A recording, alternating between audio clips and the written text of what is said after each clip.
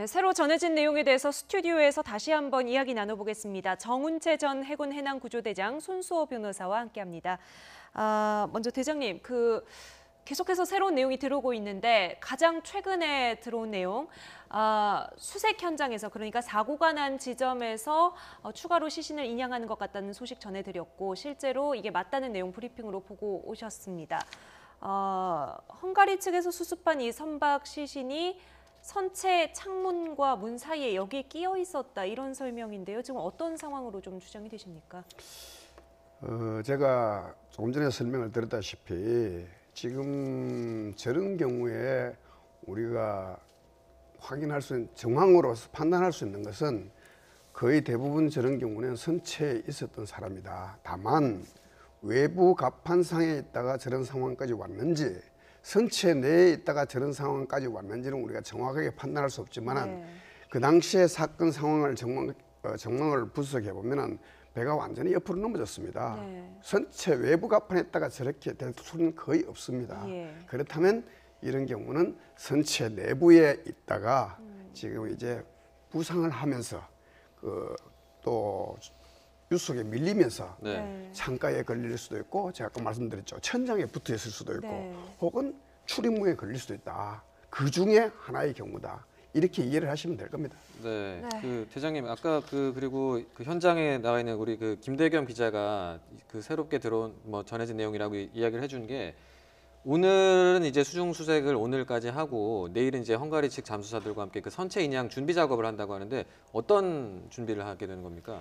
그래서 선체 인양이라는 것이 우리가 그냥 크레인으로 드는 것 그 자체를 인양이라고 생각하는데 물론 그것도 인양이 맞아요. 가장 중요한 하이라이트지만은 사실상 선체 인양을 하기 위해서는 실제로 인양을 하기 위한 전제 조건으로서 수중에서 해야 될 작업이 상당히 많습니다. 예를 들면은 선체가 어떤 상태로 있는지, 선체 상태는 어떤지, 과연 여기는 어떤 인양식을 써야 되는지, 어느 부분에 인양식을 걸어야 되는지 이런 것들을 다 검토를 해야 어떤 방법으로 인양할까 나옵니다. 여기서 가장 중요한 것은 물론 다음 질문에도 나오는 것으로 예상합니다만은 선체가 나무입니다.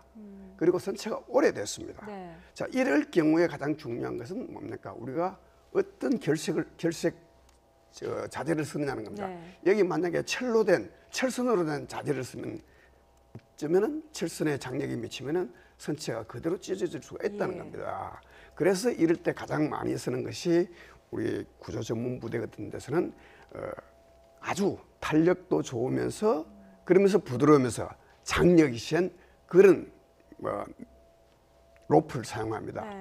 그래서 이런 경우에는 그런 것까지 사용하는 로프까지 위치까지 정확하게 준비를 다 해야 됩니다. 그런 과정이 결코 쉽지 않다는 겁니다.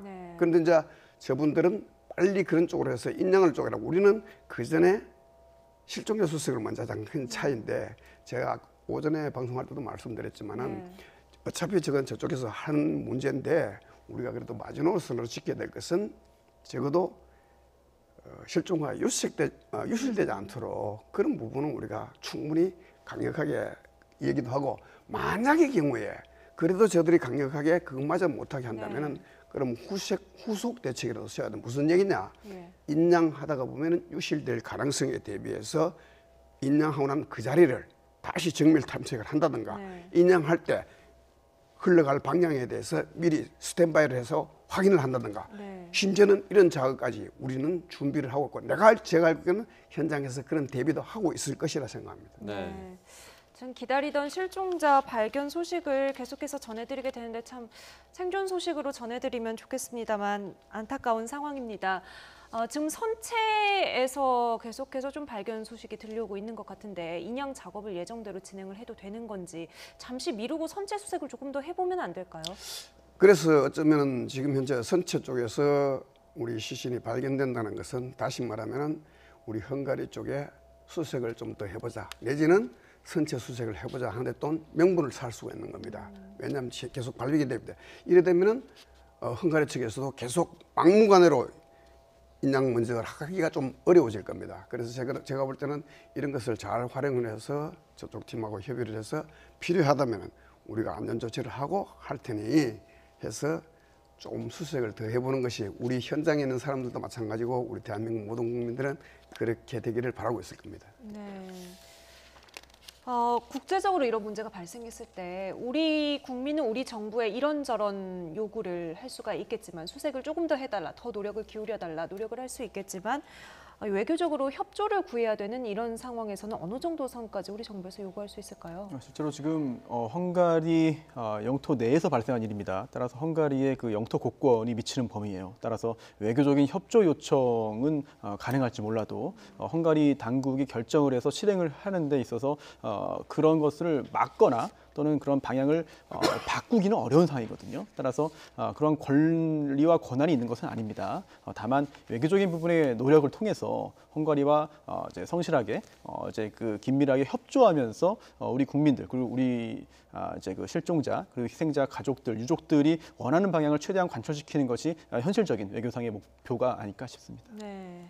그 어제 그 우리 정부가 이제 그 가해 선박 있잖아요. 대형 크루즈 선박에 대해서 뭐 가압류를 요청할 수도 있다 이런 이야기들이 나왔었는데 또 그게 얘기가 안 된다고 또 하더라고요. 어떤 이유입니까? 여러 가지 이유가 있어요. 사실은 이 선박 가압류 그 요청 부분이 약간 좀 고개를 갸웃하게 만든 측면이 있는데요. 우선 네. 첫 번째로는 가압류는 민사상의 절차입니다. 즉 피해를 입어서 손해배상을 원하는 채권자들이 채무자, 즉 선사, 크루즈선의 선사를 상대로 해서 손해배상을 구하는 전 단계로 선박 가압류를 요구하는 것이거든요. 따라서 우리나라 정부, 우리나라 국가는 당사자가 아니에요. 네. 또한 헝가리 국가 역시 당사자가 아닙니다. 따라서 행정부가 관여할 만한 일이 아니기 때문에 이 부분은 사실 우리나라 정부가 헝가리 당국에 선박 가압류를 요청했다 하더라도 네. 헝가리 법원에서 채권자의 신청을 받아서 판단하는 부분이기 때문에 사실은 약간 법적으로는 이해가 안 되는 부분이 있었고요. 네. 또한 두 번째는 이 선박 가압류가 필요 없을 가능성이 있습니다. 왜냐하면 이게 좀 더 전문적인 부분으로 들어가는 건데요. 네. 이제 선박 우선 특권이라는 게 있어요. 이거는 국제 협약에서 인정되는 것이고 대부분의 국가에서 이 국제 협약을 이제 받아들여서 국내 법화해 놨습니다. 네. 그런데 이 선박 우선 특권이라는 건요, 상당히 강력한 것인데요. 즉 가압류가 필요 없습니다. 즉 그 선박, 해당 선박을 바로 압류해서 경매에 넘겨버릴 수 있는 권리가 물권적인 권리가 이미 존재하고 있습니다. 따라서 이러한 경우에 우리나라 법원에서는 이렇게 선박 우선 특권이 인정되는 경우에 선박 가압류를 신청했을 때 이거는 필요성이 없는 것이기 때문에 다 패소 결정을 받게 됩니다. 네. 따라서 선박 가압류 자체가 필요 없고 바로 압류와 경매 절차로 진행할 수 있는 것인데요. 이러한 그 선박 우선 특권이 인정되는 가장 대표적인 경우가 바로 지금처럼 선박 충돌 또는 기타 해양 사고로 인해서 청구권을 가지고 있는 그런 피해자가 그런 가해 선박 선사를 상대로 청구할 때는 이 선박 우선 특권을 사용할 수 있기 때문에 굳이 선박 가압류를 할 필요가 없고 또한 우리나라 법에 따르면 선박 가압류를 신청해도 결국 받아들여주지 않거든요. 네. 이와 유사한 법제가 헝가리에서도 존재할 것으로 지금 파악되고 있습니다. 예. 그렇다면 여러 가지 민사상의 문제들, 피해자들이 우리 기업도 아니라 헝가리나 이제 다른 나라를 향해서 소송을 제기하게 될 때 여러 가지 도움이 필요할 것 같은데 이걸 우리 정부가 지원해 줄 수가 있는 겁니까? 일단 지금 현재 민사적인 책임을 지는 가해자들이 누구인지 그리고 그들 사이에서의 분담 비율, 책임 비율이 어느 정도인지를 확인하지는 못했습니다. 네. 이거는 법원의 판결을 통해서 확인되는 부분이거든요. 그런데 국내에 있는 이제 피해자의 그 유족들이나 또는 가족들이 손해배상을 네. 청구할 때 국내 법원에서 할 수도 있어요. 즉 우리나라 법원에서 피고 1을 이제 여행사로 이제 설정하고요. 예. 그 다음에 기타 피고들을 그 외국인 또는 외국 회사로 설정을 해서 이제 소송을 진행할 수는 있습니다. 그럼 그 과정에서 그런 그 피고들이 일정 부분 손해를 야기함에 있어서 책임이 있다고 인정됐을 경우에는 이제 공동 불법행위가 됩니다. 따라서 여행사의 책임이 어느 정도인지는 따져봐야겠지만 네. 전부 다 여행사가 책임이 아니고 일부라 하더라도 일단은 여행사가 전액 배상 책임을 지게 되는 것이고요. 그 후에 여행사가 외국에 있는 공동 불법 행위자들, 네. 이제 선사가 될 수도 있고 또 선원 선장이 될 수 있습니다. 또는 국가가 될 수도 있고 공무원이 될 수도 있겠죠. 이런 공동 불법 행위자들에 대해서 자체적인 구상 청구를 해야 되는 것인데요. 이거는 그 다음 단계예요. 즉 네. 국내에 있는 피해자 또는 그 유족들이 이제 우리나라에서 소송을 제기해서 승소해서 배상 판결을 받고 실제로 배상을 받은 후에 그 후에 이제 가해자 공동 불법 행위자들끼리의 내부 정상 과정이 있는 것이기 때문에 아마 그런 식으로 이제 절차가 진행될 가능성도 충분히 있어 보입니다. 네. 그 요것도 좀 여쭤볼게요. 그 우리 정부 측이 헝가리 검찰에 그 생존자분들의 진술도 좀 추가로 이렇게 할 수 있는 기회를 달라 이렇게 요청을 할 거라고 하던데 이게 어떤 네. 의미를 가지는지 좀 설명 좀 해주시죠. 일단 생존한 그 피해자 우리 국민이 현재 그 7명으로 알려져 있는데요. 네. 이미 한 차례 진술을 한 것으로 보도됐습니다. 네. 하지만 그 진술이 일단 그 아주 큰 피해를 입고 충격이 채 가시기 전에 했던 진술이기 때문에 정확하지 못했을 수도 있고요. 네. 또는 제대로 그런 기회를 활용하지 못했을 수도 있습니다. 또는 이번 사건의 진상을 밝히고 책임 소재를 가림에 있어서 굉장히 중요한 사실들을 알고 있음에도 당시 상황에 비추어 볼 때 제대로 진술하지 못했다면 네. 그런 부분들은 충분한 시간을 가지고 천천히 정확하게 진술을 해야만 하거든요. 그래야 이번 사건의 진실을 밝히고 누구에게 어떠한 정도의 책임이 있는지를 밝힐 수가 있는데 이미 그런 절차를 한번 진행했다고 해서 추가적인 기회가 없다고 한다면 사실 우리 국민 입장에서는 또는 우리 정부 당국 입장에서는 굉장히 안타까운 일이거든요. 네. 따라서 추가적인 진술 기회를 달라고 이번에 정부 합동신속대응 팀장이 이제 조치를 취했다는 인터뷰를 한 바 있습니다. 네. 네. 지금 내일도 계속해서 수색 작업이 이어지고 이제 인양 준비 작업도 이어지게 될 텐데 날씨를 보니까요. 내일 헝가리 부다페스트 흐리고 비가 내린다고 합니다. 또 모레 같은 경우에는 뭐 천둥도 친다 이런 이야기가 있는데 이 정도 환경에서는 또다시 작업이 이어지기가 어려운 것 아닌지 또는 유속이 다시 빨라져서 수색 범위를 재차 넓혀야 되는 상황이 되는 거 아닌지 좀 우려가 되는데 어떻습니까? 그래서 이건 두 가지로 나눠서 설명을 할 수가 있습니다. 수중 작업은 비가 좀 온다, 좀 흐리다, 외부 날씨하고 크게 영향을 안 받습니다. 네. 오로지 수중 작업은 유속에만 영향을 받습니다. 만약에 인양을 한다는 작전이 시작된다면은 인양은 외부 영향을 많이 받습니다. 크레인의 운용 문제, 바람의 문제, 여러 가지 조건을 많이 받습니다. 그래서 우리는 인양 작전과 수중 작전을 구별해서 볼 때 인양 작전은 모든 외부 영향을 다 받고 수중 작전은 외부 영향은 크게 받지 않는다. 유속을 제외하고는 크게 영향 안 받는다. 이렇게 하면 되죠. 비가 많이 오면 무조건 유속이 빨라집니까? 그래서 물이 많이 오고 수위가 높아진다는 의미는 유속이 빨라진다는 것인데 네. 그 정도가 얼마나 비례적으로 높아지는 데서 아직 검증된 바가 없어요. 예. 그래서 우리가 상식적으로 얘기할 때 수위가 높아지면 유속이 빨라지는 건 맞아요. 근데 만약에 2m가 낮아졌다고 유속도 2나트가 낮아졌다. 그렇게 정의를 하기는 어렵습니다. 그래서 우리는 일반적으로 수위가 높아지면 유압이 쉬어지니까 기왕이면은 수위가 낮는 것이 좋다. 이렇게 이해하시면 됩니다. 그 대장님, 그 현장에서 이제 뭐 브리핑을 통해서 이제 전해지는 내용을 보면 그 이제 대형 크레인이 그 사고 지점 북쪽에 이제 있긴 한데 그게 이제 이렇게 사고 지점까지 오려면 다리를 4개 정도 지나쳐야 되고 그래서 그 수위 같은 게 굉장히 중요하다고 그러더라고요. 그리고 크레인이 현장에 도착해서도 지금 사고 지점이 다리 바로 옆이잖아요. 그래서 그게 좀 수심이 굉장히 중요하다고 얘기를 하던데 좀 어떤 부분인지 좀 설명해 주시죠. 그래서 각 언론에서 제가 어제 보니까 뭐 이 용량이 되느냐 안 되느냐 이런 걸 많이 물어보시던데 사실 저 정도 크레인이면은 하중하고는 아무런 관계가 없습니다. 인양하는데 전혀 문제가 없어요. 제가 네. 집에서 계산을 해봤어요. 저거 수중에서 아무리 높아야 60톤 내외입니다. 만년에 물 위에 들더라도 100톤 내외입니다. 저건 200톤 이상이니까 네. 전혀 문제가 안 돼요. 다만 오히려 그보다 더 문제가 되는 것은 방금 말씀하신 크레인의 운용 문제에 오히려 더 위험 부담이 안될 수 있다. 바로 교각이 옆에 있고 또 수심이 낮고 조류가 있으니까 저 크레인이 자체 동력을 가지고 있는지 혹은 옆에 어떤 배들의 도움을 받아서 움직이지 그건 제가 정확하게 모르겠습니다만 도움을 받아 움직이는 크레인이라면 저런 대형 크레인이 조류가 시험돼서 혹시나 외부 바람까지 시험하면 저것을 운용하는 자체가 오히려 인양하는 것보다 더 힘들 수 있다. 네. 이렇게 해서 그러면 이제 선체 인양 작업이 좀 예정보다도 더 늦어질 가능성도 배제할 수가 없겠네요. 네, 그렇습니다. 지금 시신이 발견되는 곳이 선체에서도 발견이 되는가 하면 뭐 하류 55km 지점, 뭐 넓게는 135km 지점에서도 발견이 됩니다. 그러니까 어느 한 곳 빠짐없이 동시에 집중 수색이 아니라 동시에 다 봐야 된다는 거예요.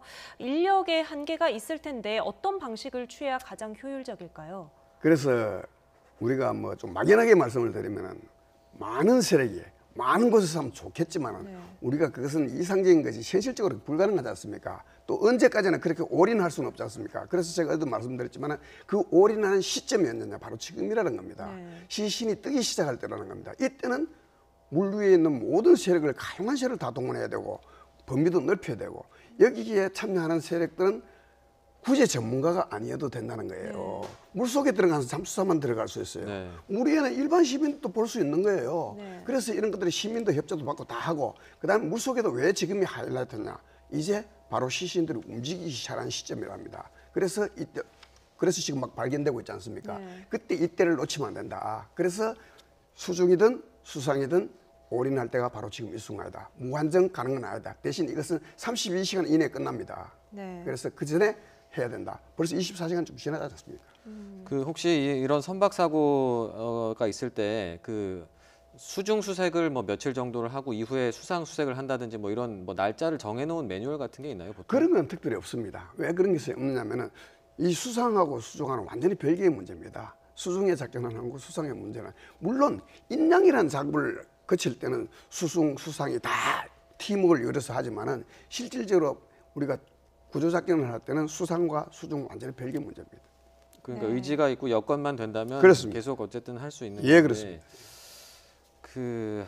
좀 어떻게 보면은 좀 날씨가 안 좋고 유속이 뭐 빨라지고 물이 많아지는 게 어떻게 보면 그 선체 수색을 할 수 있는 시간을 좀 더 벌어 줄 수 있는 그런 측면도 있을 것 같네요. 그러면 그거는 상대적인 겁니다. 왜냐하면은 그렇게 되면은 뭐냐면은 우리 잠수사들이 작업이 가능하겠느냐 하는 문제입니다. 제가 그래서 말씀드린 겁니다. 날씨가 정말 좋아서 이거는 제 개인적인 사견입니다. 날씨가 정말 좋아서 네. 저런 다이빙 시스템이 아닌 SSDS 형식이 아닌 스쿠바로도 가능할 수 있는 환경이 됐다. 네. 이럴 때는 우리가 조금 자유로울 수가 있다. 예. 왜? 저런 잠수 시스템에서는 우리는 100% 저쪽 통제를 받아야 됩니다. 왜? 저것은 잠수사가 통제를 안 받을 수가 없어요. 네. 근데 스쿠바 잠수를 하면 조금 자유로울 수 없다. 왜? 스쿠바 잠수사는 개별적으로 활동하기 때문에 그럴 때는 만약에 우리 현장 팀장이 잘 판단을 해서 날씨가 좋하니까 네. 한번 들어가 봐라. 할 수 있지 않겠느냐 네. 하는 것은 제 개인적인 사견입니다. 예. 참 어려운 상황입니다. 어쨌거나 그 실종자 수색이 좀 원활하게 이루어졌으면 좋겠고요. 멀리서 상황을 판단하는데 두 분 전문가의 의견이 참고가 됐습니다. 우리 정부의 역할도 현장에서의 상황을 좀 짚어볼 수 있었던 시간이었습니다. 지금까지 정운채 전 해군 해남구조대장 손수호 변호사와 함께했습니다. 두 분 말씀 감사합니다. 고맙습니다. 그렇습니다.